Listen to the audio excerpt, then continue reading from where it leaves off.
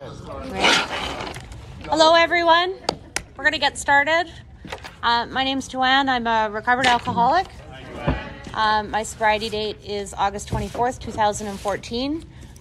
Thank you all for coming and being a part of Gratitude Day today. Gratitude Day is an annual event put on by your local district, which is District 43, which covers the geographical area of Langley, Fort Langley, Cloverdale, and Aldergrove. All of the proceeds from all of the money that you spend today will go to help support the 4 levels of service district, your local Langley Intergroup office, Area 79, as well as the General Service Office in New York.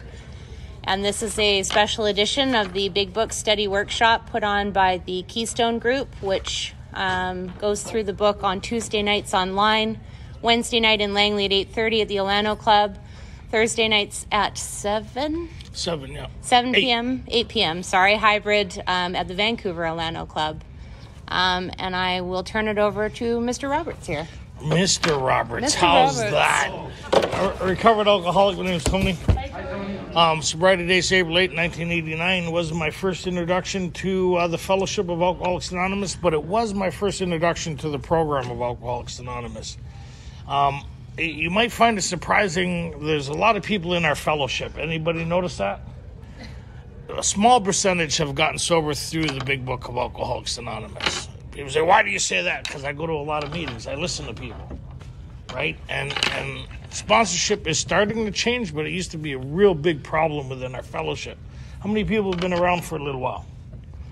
So one of the first jobs, a sponsor's job is to actually take you through the first portion of the book before you do anything else, is to take you through this thing. And you can do a survey within our fellowship. Very few sponsors take their sponsees through the first portion of this book. What makes you say that? I was 11 years in and out before somebody introduced me to the program of Alcoholics Anonymous that's outlined in here, right? I was introduced to behavioral therapy. Anybody in the fellowship? Just change everything. Change yourself. Okay, I've been trying to do that for years. Change myself. Work on your self-sobriety. Well, that's the problem. If you're working on yourself, that's the problem. But I didn't know that, right? So, and the biggest thing I didn't know was about alcoholism. Oh, I had an idea. We all have an idea, right? We all have an opinion. Anybody have an opinion? Well, it's for me, sobriety. For me, my understanding. That's not what this thing is about, right? This thing was put together by a group of Alcoholics Anonymous that found a solution to alcoholism, right? And that's why they put the Big Book of Alcoholics Anonymous together, so the message wouldn't get garbled as it got passed along, right? And so I'm using the 4th edition. Guess how many times the program of Alcoholics Anonymous has changed since the 4th printing? Who wants to take a guess? 0. Fourth edition changed. How many times has it changed? Yeah, how many times has the 164 pages. Oh, dear. So how many times has the program of Alcoholics Anonymous changed in the first 4 editions? It hasn't. Why? Because alcoholism is the same and it's the same solution. So it's a collective understanding. So you hear a lot of people say, oh, we don't recover, we're recover. If you're in the fellowship, you hear a lot of different ideas to this thing, don't you? Yes. And if you somewhere along the line, we think there's a slogan that says, figure it out. How many people have sat in meetings trying to figure it out? They're reading how it works, and we're thinking, I wonder how this works. Anybody? Because most of our lives we spent trying to figure things out, trying to stay ahead of things. Who knows what about us, right? Anybody reading people, reading situations, trying to stay ahead of the game, trying to stay ahead of the curve, ahead of the consequences, trying to outthink people, places, and things. Anybody? Yeah. Right? Who knows what? What did I do last night? How many people know what I did with who, where? And whose place am I in anyways, right? And who are you? And who are you? Right? So we have these baffling stories, right? That drives us to AA. And then you hear, oh, I did step 1 before I got here. Anybody hear that? Yeah. Well, how? How can you do step 1? You may have been suffering from step 1 before you got here, right? And we actually don't do step 1. You hear people, we do step 1. Well, step 1 is an information step. How many people find that surprising? Right? It's information. You either agree or disagree. But you need to find out what it is. So we're going to go like Bill's story is pretty awesome, but we're just going to go right to page 44. Because we're going to spend some time disturbing a lot of people here because we only got an hour. So, and what I like to do is what my sponsor did with me is, the guy who helped save my life is, he disturbed me with a lot of stuff he said. And when I left my meeting with him, I would go think about the things he said, and I would go find other people to disagree with what he was saying. Nobody in this fine group does stuff like that. We look for people and to share our own opinion. How many people will keep on talking to different people until you find someone to agree with you? Right? So page 44. If you do a survey this week, and it's fun, ask people what the first 44 pages, the doctor's opinion, the spiritual appendix in the back of the book, and the introduction to this thing is all about. Ask them. So how many people would like to know if you have a good sponsor or not? One person. No, I don't want to know. I do not want to know if I got a good sponsor or not. Nobody wants to know? I know. So this is how you'd know if you have. There's a difference between a friend, a support group, and a sponsor. How many people didn't know that? A sponsor's job is to take you through a course of action, right? Is to introduce you to things. So if you ever read Working with Others, it's very distinct what they talk about there in order when you find a new prospect for Alcoholics Anonymous, find someone who's suffering from alcoholism, and you start taking them through a process. They don't know you're doing that, right? But you're introducing them to that. So in the first 11 years, I've never had one sponsor introduce me to what we're reading about. I was not introduced to it for 7. So here's how you know if you have a good sponsor or not. You'd know this. If you don't know this, time to get a new sponsor. Making friends yet? Oh. How many people's brains just got steel on steel, right? Can't believe I came in here. Maybe I got to use the washroom. Time to start thinking. Right? Go and counsel with oneself. Stop listening to people up here. Anybody ever notice that? When you hear something you don't like, you start talking to yourself? That's a bad conversation. Just try to stay. Because here's how it looks from up here. Yeah, that's what it looks like. Yeah, you think you're keeping your thoughts to yourself. You're not. You got the whole facial thing going on. Eh? Okay, go ahead.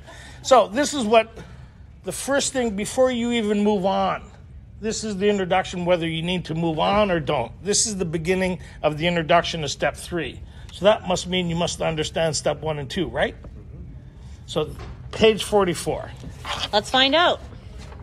In the preceding chapters, you have learned something of alcoholism. Right? We hope we have made clear the distinction between the alcoholic and the non-alcoholic. So you know what type of alcoholic you are now. Right? In 11 years of it, I didn't know what type of alcoholic I was. People may find that funny, but there's a lot of people that have no idea what an alcoholic is. They say I'm an alcoholic. How many people has gone to a meeting here? Everybody else say they're an alcoholic. And it comes to you, I'm an alcoholic. Mm-hmm. Or they go, I knew I was an alcoholic before I came here. Good, what's an alcoholic? Then you get into all the problems.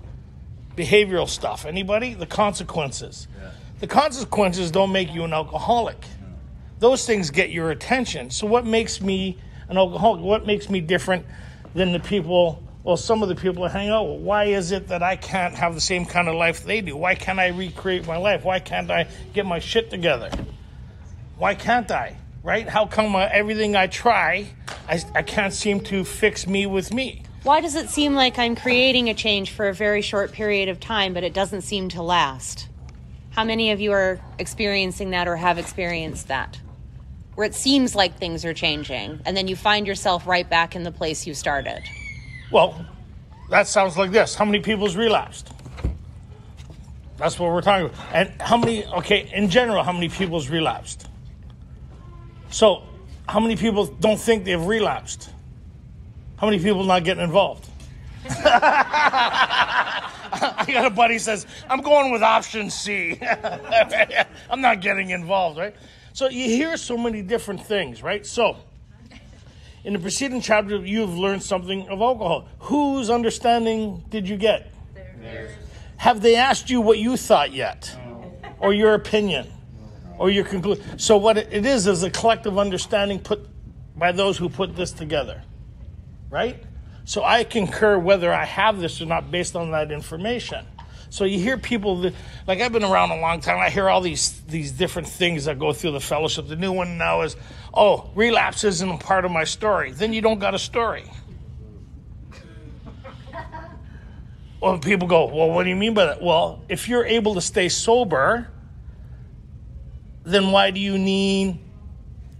I like the dating here. No, so if you can't stay sober, then we would seek help. How many people have sought help because they couldn't stay sober?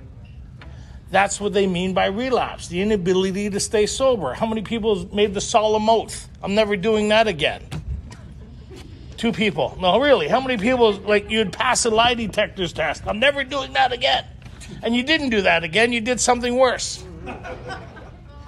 Right? So if circumstances was enough to get sober, how many people's story would have been good enough years ago? So my first meeting at 16, my story was good enough. But I didn't understand this, what I was up against. Because it wasn't the message that I was hearing in the fellowship. What I was in was 12 and 12 studies.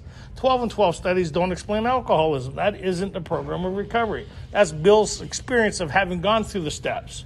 So what we're doing, sitting around reading Bill's experience, talking about his experience and my inability to have the same experience. Why? Because I haven't done this.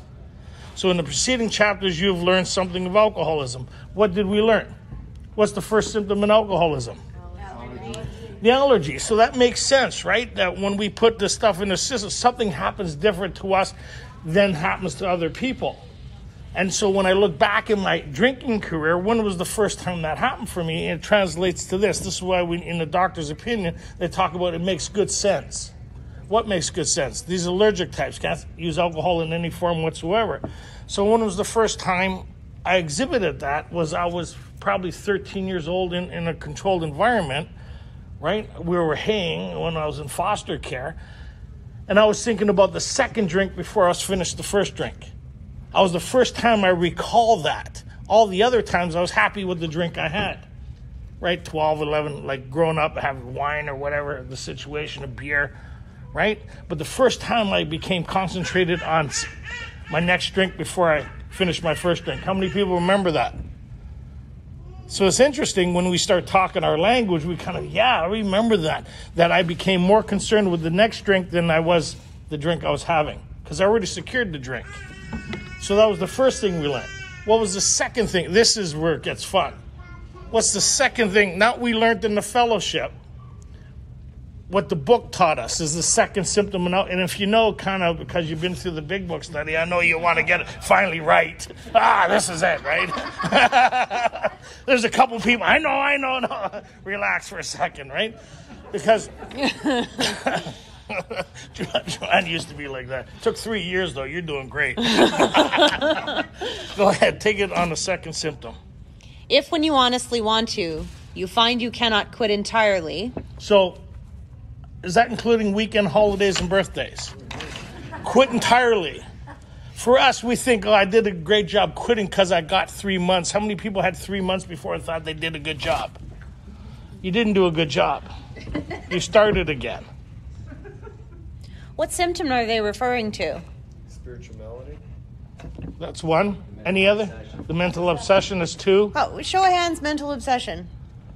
How many people are not getting involved? This is tricky. Show of hands, spiritual malady. Come on, be committed. Like we're not here to bounce on anyone. We're here to do 12-step work, right? An accurate representation of the program of Alcoholics Anonymous, right? So part of doing that sort of work is breaking down some of the misrepresentation that happens in meetings, right? It's just a human response to pass along what it is we think we know. But many of us don't actually go to our literature to verify whether or not what we think we know is actually what the book is talking about, right? Because I had 11 years of catchphrase sobriety. Bumper sticker, throw a slogan at it, throw a saying at it. My last relapse, I did 360 meetings in 90 days. I came out here in 87, and I got 12-step in 89. And that's 11 years of in and out. I was living in Alcoholics Anonymous, 2 treatment centers, and I kept on relapsing. So if there was a slogan to throw at it, I had one. You know, anybody go to a meeting with a problem, they throw a slogan at you? Here, put this on there. That's not a Band-Aid. That's like sticking your finger in an open wound. How's that? Oh, it's better. It's better. So we pick up on all this stuff. Why? Remember how we started the meeting is because we're chameleons. We read people, places, and things. We read, should I stay? Should I go? Is now a good time to borrow 20 more or not say nothing? There's another sort of phenomenon that occurs in the fellowship, and it's our language, right? We have our own language. Many of you would have come to your very first few meetings and thought to yourself, what is everybody talking about? We have our own slogans, our own lingo, much of which is not understandable to somebody who's at their first, second, or third meeting. And rather than put your hand up and say, I don't really understand what everybody is talking about, what do? We just start talking like everybody else. So what does that sound like? My sponsor explained that to me, right? Because he started asking me stupid questions after 11 years of an like I knew everything, right? Because I hung around with people that knew everything too. I hung around with like-minded people. So when he started asking me questions, so that was a great talk, Tony. I'd go, he says, what does it mean? What does what mean? He says, what is an alcoholic? And I got into all the consequences. And he says, what are the 3 pertinent ideas and how it works? Rarely have we seen a person fail who's thoroughly followed our path. What are they talking about? How many symptoms in alcoholism? What's an alcoholic? Because I never been through this, all I had was fellowship knowledge, right? Based on the consensus of what I thought people it was, but I didn't have actual knowledge. So if you were a bomb technician and your life depended on what wire you were going to cut, right, would determine the rest of your life, would you want a second opinion on the accuracy on the wire you're going to cut? Or would you just go with the group? This half says gray, the other half says blue. We'll go with the majority. It may be funny, but that's how we go through this process in our fellowship. We assume everybody who's here has done the work. That's why we call it a program. When it's not a program, it's a fellowship. And not everybody in the fellowship needs to do the work in order to stay sober. But we don't know that. So if you're alcoholic trying to get sober the way these people did it, they may not have the same problem you have. So first we need to find out, do I have the same problem as those that put this together? Right? And so real fast, if you went through this with a sponsor for the first edition, they talked about a seemingly hopeless state of mind and body. How many characteristics or symptoms they talking about? 2.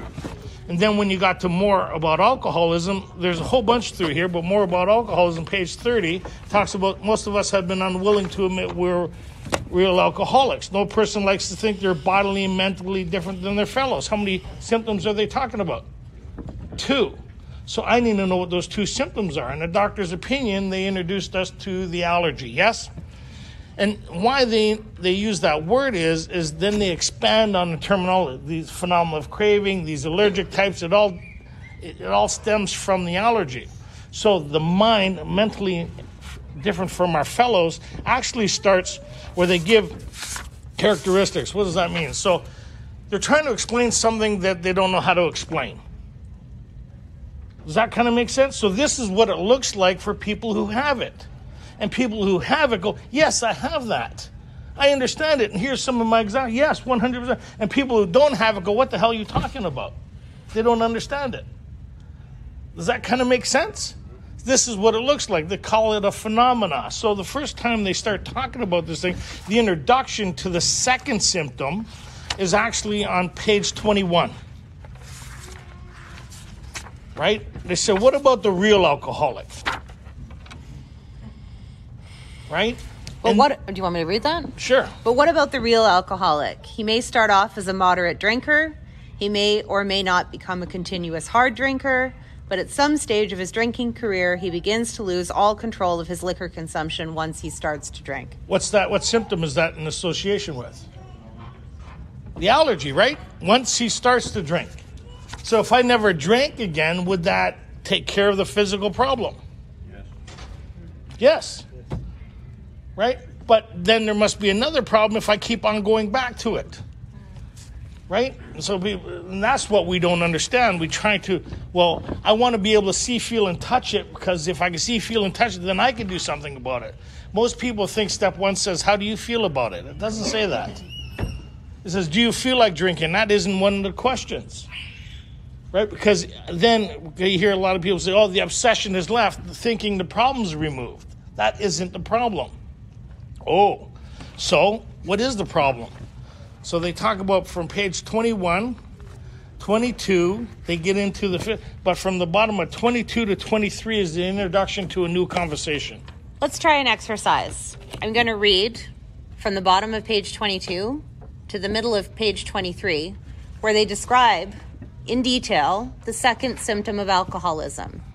Your job is to count how many times they use the word obsession or spiritual malady.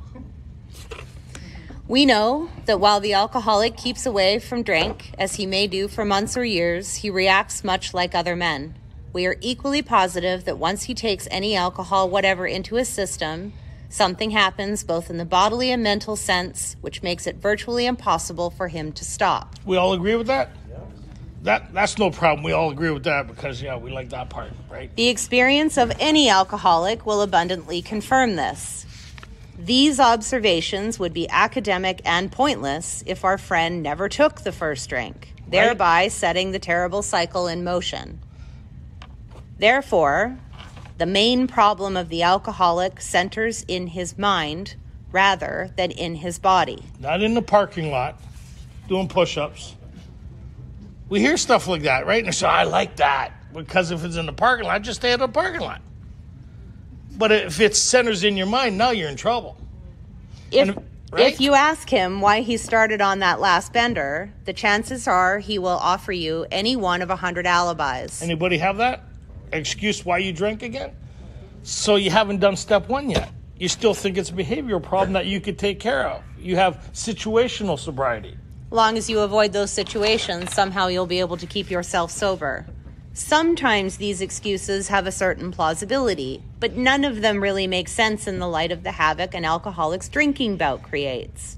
They sound like the philosophy of the man who, having a headache, beats himself on the head with a hammer so that he can't feel the ache. Some people pay good money for that. Mm-hmm. No, sorry. If you draw this fallacious reasoning to the attention of an alcoholic, he will laugh it off or become irritated and refuse to talk. Once in a while, he may tell the truth. And the truth, strange to say, is usually that he has no more idea why he took that first drink than you have. Okay, so how many people remember telling people they were never drinking again? How many people remember telling yourself in the mirror you're never going to do it again? You know that heart-to-heart conversation with the problem? You're looking at yourself, right? And you're never going to, and you did it again. How many people came up with an excuse why they did it again? Very few of us go, well, I don't know why I did that. And when you get to that place, now you're in trouble. If you don't know why you're doing something that you don't want to do, anybody been there? Now the problem starts, because now you're doing an act against your own will. Now you're in the mirror. This is the one I love. You look in the mirror and go, what's the matter with you? and you pause waiting for an answer. No answer comes. Okay, good. I love groups that go, you too? Yeah, me too, right?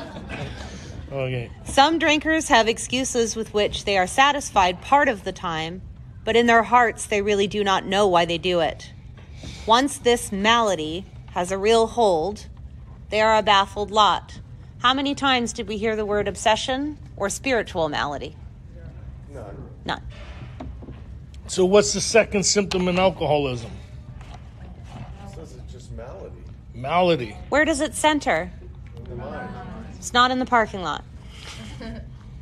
Why do they use malady? Because it's a characteristic of our illness. They really don't know why it functions the way it does, right? But they know those who have it. So from the doctor's opinion, he says it's very good with most of the people who went through his facility. But he wasn't successful with these certain types of people. Who are those certain types of people? The first one he makes reference to is Bill, right? He says upon his third treatment, one of the founders of Alcoholics Anonymous, his third treatment, right? He qualifies it by saying he acquired certain ideas. Who did he acquire those ideas from? We read in his story was his friend that came in 12-step, which we would call a 12-step call, carried this message to Bill. Bill went through the treatment the third time with this course of action that his friend was taking him through. And it's the same within Alcoholics Anonymous. Till somebody takes you through a course of action, you will continue to have the same experience, right? Because it's not a behavioral problem. If you're able to stay sober based on you, then you would never, right? Anybody? Well, why can't we stay sober? It's because this malady that centers where? In the mind, right? So there, people go, oh, there's the word right there. There's the obsession. Well, the obsession here is in association to what? That one day you can drink like others. See, a lot of people think that because you read that somewhere else in the book, and that's what people say. But if you go with the book says we all agreed that if we never took the drink, we'd never have these problems, right? Set the terrible cycle. So we all agree, if I don't drink, this problem wouldn't happen. That's why they start a new conversation. And why are these people baffled? Because they can't keep themselves sober. And that may be 15 months, a year, 5 years. Why do they return to it again? Because of this condition of the mind, right? The insanity returns, blank spot, phenomena, right? So what they're talking about here is we're obsessed with keeping ourselves sober based on self. How many people work very hard on a daily basis to keep themselves happy? How many people are under that driving motivation, right? There is the obsession that somehow, someday they will beat the game, but they often suspect they are down for the count. This is where we get trapped in the idea that somehow feeling better now makes us better. And the part of the delusion is we can fix us with us because we learned our lesson now. Again, against sobriety. Last time I was lying. Well, what about the time before that? Oh, that we're not even counting that. Right? But if you sought to change your life because of the conditions you were living in, your life got your attention, and you sought a different experience than what you were having. Anybody? Remember the first time? And you went back. Something drove you back to that situation, then you're now even more baffled. Why are you baffled? Because all your efforts got you loaded again. Yes? And that's what they call relapse, the inability to maintain the condition that you're hoping for. So that means there's two problems. There's the illness, and then there's the human part. We can't deal with the human part as long as the illness is present, right? That's why they call it psychic change or spiritual experience. The problem gets removed. What gets removed? I don't deal with alcoholism anymore. Well, what? Because it's above my pay grade. Right? I agreed to that in step 1. That's why step 2 says, having had a spiritual awakening as the result of these steps, I have a daily reprieve, contingent on my relationship with something greater than me and certain ideas as described in Bill's story when he talks about these things that he must do. Right? And that's what this whole thing is about this weekend. Certain people get involved because they have to do this. Why? At first because they had to, now because they want to. There's something that drives them, that gratitude of the free gift that they've been given and separated from the death sentence that they were experiencing. And that's the miracle of Alcoholics Anonymous. That's this beauty of this thing, obtaining this thing, right? On the following page, they close it up by saying, the fact is that most alcoholics, for reasons yet obscure, have lost the power of choice in drink. Our so-called willpower becomes practically non-existent. We are unable, at certain times, to bring into our consciousness with sufficient force the memory of the suffering and humiliation of even a week or a month ago. We are without defense against the first drink. How many people here have had a bout of drinking and gotten up in the morning and swore they would never do it again? What happened to that feeling the next time you picked up that drink? How many people drank here when they were happy? How many people drank here when they were sad? How many people drank here because it was Wednesday or Saturday or Sunday, right? What they're describing here is a complete and utter lack of the ability to think straight in regards to the first drink at certain times. Refusing drinks, I'm sober, I'm going to meetings, I've got 6 months, everything's great, everything's working out really well. 99 no's and 1 yes ruins the whole thing. At certain times, we can't bring into this moment, into this millisecond, the guilt, shame, and remorse of what happened 6 months ago. We pick up a drink, we trigger the allergy, we're coming back a week later, right? We are baffled as to what actually happened, but we've got a story already preloaded in our head of what we're going to tell everyone. The job didn't work out. The spouse was giving me a hard time. Can't handle the kids. Stop going to meetings, right? These are all the excuses, these plausible excuses as to why we picked up the first drink. But in all actuality, we don't know why we picked up that first drink. It was a complete and utter failure of our ability to think straight in that moment. Does that make sense? So that's why when they get more about alcoholism, what are they talking about? More about alcoholism. So they're talking about more about what? The 2 symptoms we've already learned about. What are the 2 symptoms we've already learned about? Allergy and malady. That centers where? In the mind. So now when they see the word obsession here, on page 30, that's in regards to people who don't believe they have a problem. It's in regards to people who haven't done step 1 yet. The great obsession is that somehow, someday, I'll control and enjoy my drinking. I don't even admit I have a problem. I have a consequence problem, but I don't have a drinking problem. Right? So a lot of these people won't seek help. Most of us have sought help here not because of our drinking problem, because of the consequences. I have a consequence problem. Right? Like I've done shit that even is scaring me now. Now it's a problem. When it's scaring other people, it's funny. But when it's scaring you, it's like, holy shit. Anybody? So it gets our attention. Why is it getting our attention? Because I can't control the amounts I drink. If I can't control the amounts I drink, then people who are impaired do stupid shit. How many people find that surprising? That's why they don't make nylon pants anymore. They stopped it in the 80s. Too many people, oh, there's a fire, let's run through it. Like they stopped it. Like at the beginning of the night, it wouldn't make sense to do that, would it? At the end of the night, it's let's take turns. Firewalking. like, what the hell? You're in the hospital, what are you thinking? I don't know. It seemed like a good idea at the time. Anybody have those moments? Because you're impaired. Why are you driving? Because I can't walk. I'm not going to drive my car. No, I can't leave it here. Like, right crowd, eh? Yeah, so, right crowd. So that's why they say we learned that we fully had to concede to innermost. To concede means I agree with the proposition. So they're talking about their process. When we do our process of conceding, that's on page 44, right? So from page 30 to 33, they would be talking about what symptom? The allergy, right? And then they switch conversation here from page 33 on. They mention the mental twist, particular mental twist in regards to expanding on the malady.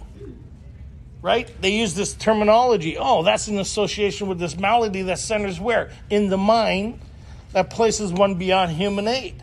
And then the best description in this whole thing, in this whole book, in regards to explaining this condition of the mind. Anybody know where that is? Somebody says, in the book. No. Thank you. I'm not sure what it is. See, this is part of sponsorship, right? So if your sponsor don't know, then you're not going to know. Right? My sponsor, the guys who took me through this, got educated through this, like through the lineage of the first 100 men and women. So which is really weird is your sponsor's job is to be a guide. Who really sponsors you is the information in this book. My lineage is to the first 100 men and women. And since thousands, so what we have is a collective understanding. It's like when I started working with Joanne, she didn't know I was going to start working with her. I knew she was dying of alcoholism. I didn't ask her permission, right? permission was given as soon as I seen her in the meeting. Right? So I just started working with her. And I try to do that with a lot of people. I just start working with them, right? And some grab hold, some don't, and I just find someone else. So here, on page 37, your sponsor's job is to say, here, do you understand this? And if your sponsor hasn't done that, then you have a friend and you have a support system. You don't have a sponsor. Oh, I see the room? Feel it. Because that's what working with others is all about, isn't it? So the first thing is to allow my person I'm working with to understand alcoholism. If they don't understand alcoholism, why would they continue? So the best description is on page 37. Whatever the precise definition of the word may be, we call this plain insanity. How can such a lack of proportion of the ability to think straight be called anything else? So that's in regards to him was an ounce of whiskey in his milk, or anybody. How many people remember their last relapse? Last time they drank? Right? And so here's another thing my sponsor did. How many people like to know if you have step 1 or not? 2 people. I'm sorry I even came in here. So this is what my sponsor did with me. After he took me to page 44, he wanted to see if I grasped step 1 or not. He says, go back to your last relapse, which I did. I went to 360 meetings in 90 days. April 7th was my birthday. It was a Thursday. I went to a meeting, talked about how great I did. April 8th was a Friday. Talked about how great I did on the Saturday. Anybody been there? April 8th was a Saturday. I got a 3-month chip. Talked like I was getting an Academy Award. I'd like to thank me, and I'd like to thank me, and all the promises were coming true. This is Karen. This is Brenda. Right? This is my job. This is my watch. This is my car. Right? 27, right? Anyways, had it going on. And an hour later, I was drinking. He says, go back to that moment just before you picked up that beer. You're sitting there. Everybody there? Your last relapse. Don't say it out loud, but think what you would do different in that moment, given that opportunity. Okay, what would you do different? Call my sponsor. Call your sponsor. Anybody else? Back then, how it was feeling back then? What would you have done differently in that moment to prevent picking up that drink? Nothing. I couldn't do anything. Nothing. What would you do? I would do anything other than Do anything? Okay, come on. What did your brain tell you? Come. Don't pick it up. What? don't do anything because they're going to tell you not to. Yeah, it's too late, man. Don't do it. Too late. There's nothing I can What could you have done differently to prevent yourself from picking up that drink? Okay, ready? If you thought you could have done anything different in that moment, then you don't understand step 1. Let me read this again. We are unable at certain times to bring into our consciousness with sufficient force the memory of the suffering and humiliation of even a week or a month ago. We are unable in that moment to think, I shouldn't pick up this drink, I should call my sponsor, I should go work with a newcomer, I should go to a meeting, I should call a friend. We are unable means we are unable. That was a loaded question because you asked. Sure it was. If you said if you could, what would you have done different? Well, if I could, I would have called my sponsor, but apparently I was unable to. This one's an alcoholic for sure. Can I get a redo? No. See, so I found the loophole. I found the loophole. So listen. No, but it's interesting because if you think that about your past episode, you're going to think that about the next episode. Yeah. Right? We're still under the impression that we somehow have the power to do something differently. That we have the power of choice in that moment. The Friday night speaker at the Roundup. He's saying, God. call somebody. If you're able to do that, then you're self-reliant. Yeah. Then you're not like us. If you're like us, there's nothing you could have done different about back then. But what could you do about the future is obtain a psychic change or spiritual experience and a daily reprieve where the problem's removed, where you don't deal with it anymore. Let's see what page 37 has to say about the example we've just given you. You may think this is an extreme case, right? How many people argued when we were talking? Yeah, well, I got... That seems extreme. That's not my experience. You may think this is an extreme case. To us, it is not far-fetched. for this kind of thinking has been characteristic of every single one of us. What type of thinking? The inability to keep ourselves sober at certain times. If you're able to keep yourself sober, then you wouldn't have a story past the first time you said never again. Right? This is like entrapment, eh? And it has to be for us because we're smart people. We want to read ahead. What am I getting into here? That's why they said Where's the loophole? Yeah, that's why they said this is what it looks like. Does your life look like this? In order to see what my future looks like, I got to see what my past looks like. If I'm allergic to pistachios. The first time I ate them, I never had a severe reaction, but as life went on, I started having certain symptoms that I didn't recognize as problematic. Then it got to a place where my throat was closing. I drove myself to emergency, which they gave me shit for that, right? They said, you drove yourself? I said, I've driven in a lot worse conditions. Right? They did not find that funny. But when she was explaining to me my problem based on the diagnosis, I was in emergency. I watched her lips move. I heard everything she said because my situation got my attention. But when it comes to alcoholism, we're a little weird. Like, I don't know why it is. There's something, the doctor says we're maladjusted, full from reality, and downright mental defectives. Right? And so some of us would argue that. Ask the people around you what they think. So when she explained that to me, no one had ever had to explain it again. Does that kind of make sense?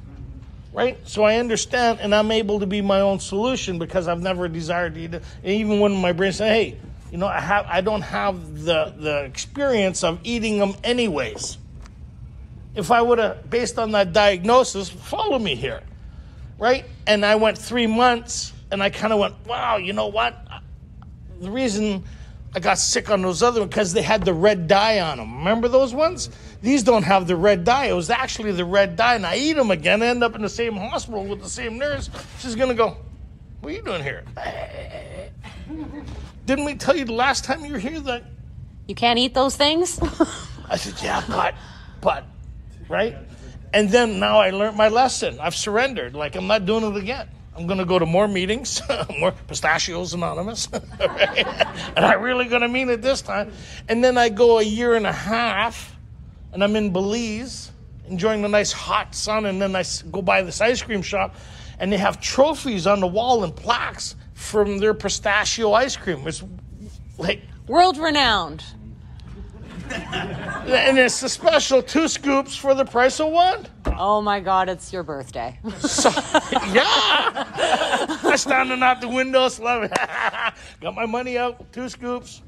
And my brain goes, hey, or no thought whatsoever because they were peanuts. This is ice cream. It sounds crazy, but based on that or no defense whatsoever, I think, wow. I eat the ice cream, end up in hospital. They send my file over. This is the 3rd time I'm in hospital as regards to this. So I'm waiting for a long time for some people to show up. Who's coming through the door? Dietitian or psychiatrist? Why? Because it's insanity. Because there's something not right with his thinking, right? His thinking is there's a failure in his thinking in regards to eating the pistachio ice cream, eating red pistachios, eating green pistachios, right? Now, if I went to a meeting, hypothetically, and I sat in a meeting and they said, just don't do it anymore. Well, yeah, but we don't say that here. We say, okay, now that I'm in a meeting, I won't do that anymore. We hear it, just don't pick up the first one. How many people hear that? No, or we as irresponsible members of AA sit down with a newcomer who's coming back for the 2nd or 3rd time, and we ask them why they think they drank. Instead of explaining to them the condition of alcoholism, and that they will continue to experience this symptom so long as they are not provided with a solution to it. And the doctor talks about this is repeated over and over. Just because you're in AA doesn't mean you're in the solution. It's like changing rooms in the Titanic. I have a better stateroom. I'm not going down. Yeah, I don't see the water on the floor where I was in the bottom, but up here, this is nice. This has a balcony. That's like going to a meeting. All you done is change rooms. You're still bringing you with you. Great analogy. Okay, go ahead. We have sometimes reflected more than Tony did upon the consequences of pistachio ice cream. No. We have sometimes reflected more than Jim did upon the consequences. But there was always the curious mental phenomenon that parallel with our sound reasoning. There inevitably ran some insanely trivial excuse for taking the first drink. So how many people have been to a meeting where they brought up step one? Come on. How many times have you heard somebody refer to the characteristics of step one as a phenomena? Not the phenomena of craving. The phenomena that happens in the brain that fails to keep us in check. This curious mental phenomenon. I've never heard. I've been to thousands of meetings. I've heard speakers from all over the world. I've never heard anybody talk about that. But it's one of the characters. Why don't we like that idea? Because it places us beyond human aid. That means you can't trust you. And everything you do isn't going to fix you. So what's going to stop me from the future relapse that's coming? Because step one equates to I'm going to do it again 100%. That's what I'm agreeing to in step one if I'm powerless. So what's going to stop me from the fate of the alcoholic death that I'm on is step two and the solution that we've found. Well, what makes you say that? Bill's story is an example of the miracle of Alcoholics Anonymous and the unfolding of it. It's not my story, it's the story of Alcoholics Anonymous. Anybody who keeps themselves sober, they're not experiencing the message of Alcoholics Anonymous because what we've experienced is a daily reprieve. Who? People like us. Right?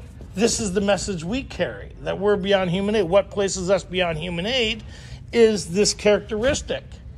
The other stuff doesn't make me an alcoholic, it may make me an asshole, but it doesn't make me an alcoholic. I may have living problems, but those don't make me alcoholic.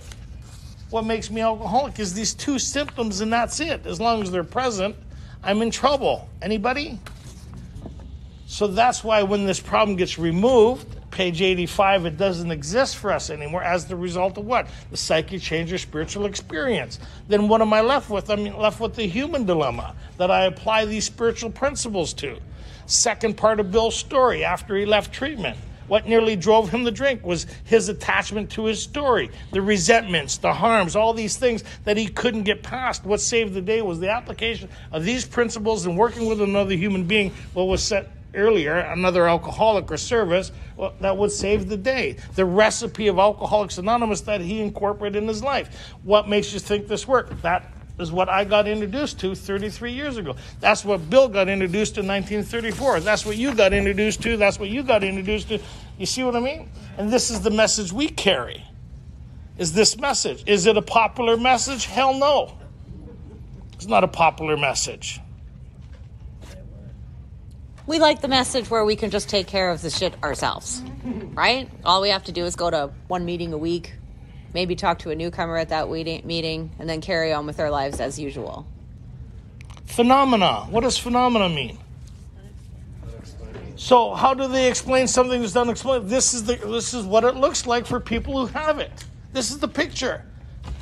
Wow, that's interesting. So in working with others, not once do they describe talking about the obsession. They talk about the malady that centers in the mind that places us beyond human aid. Who do I talk? I talk about my story with that. How many times did I say never again and I did it again? How many times that I had all the conviction in the world and my life is going great and things are going fine and I found myself drinking? How many times? Our own inability to think straight in regards to the first drink. And then if that person has that characteristic, guess what they're going to start talking about? How many times that they tried everything and they found themselves drinking again? How many times? So remember when Bill was sitting with Ebby? Right? His ideas of miracles were revised right then and there because he's seen somebody who used to be just as bad as he was but had a solution sitting across the table. It was evident that he had something. And he asked Bill, Bill kind of came, do I want what he has? And he says, yes. So it was a matter, so we seen sitting at the table drinking, he did step 1, 2, and 3. Drinking. What confirmed the step 3 was he began his descent in the treatment on step 4. At the hospital, he was separated from alcohol for the last time, and he went through a course of action. So step 3 is I want what you people have. This is how I obtain it through a course of action. If you've done nothing in step 3, that's your decision. You've done nothing because you don't understand step 2 and you don't understand step 1. Once more, the alcoholic at certain times has no effective mental defense against the first drink. Except in a few rare cases, neither he nor any other human being can provide such a defense. That's meetings, that's sponsorship. No human power means no human power. The defense must come from a higher power. What are the rest of the steps about? Gaining access to this power. It's not about us learning how to keep ourselves sober, learning about our character defects, staying vigilant, staying on guard. It's about gaining access to something greater than ourselves. It provides the defense. It provides this daily reprieve. We get to live in it as long as we follow these spiritual principles. Which changes everything. The psychic change of spiritual experience is all the change we could ever hope for and need. They talk about the promises as an internal thing. You'll intuitively, a new happiness, a new freedom. You'll be amazed. If you're not amazed, then you're not doing the work. I am amazed with my story. Why am I amazed with my story? Because I have the story of Alcoholics Anonymous. It's available to anybody with this illness, available to anybody. Rarely have we seen a person fail who has thoroughly followed our path. That path is laid out in here, right? Come walk with us. Be amazed. That's time. Time. Let's end it with a serenity prayer, shall we? Prayer. Yeah. Well, I had fun. What makes this all possible? God, grant me the serenity to accept the things I cannot change, the courage to change the things I can, and the wisdom to know the difference.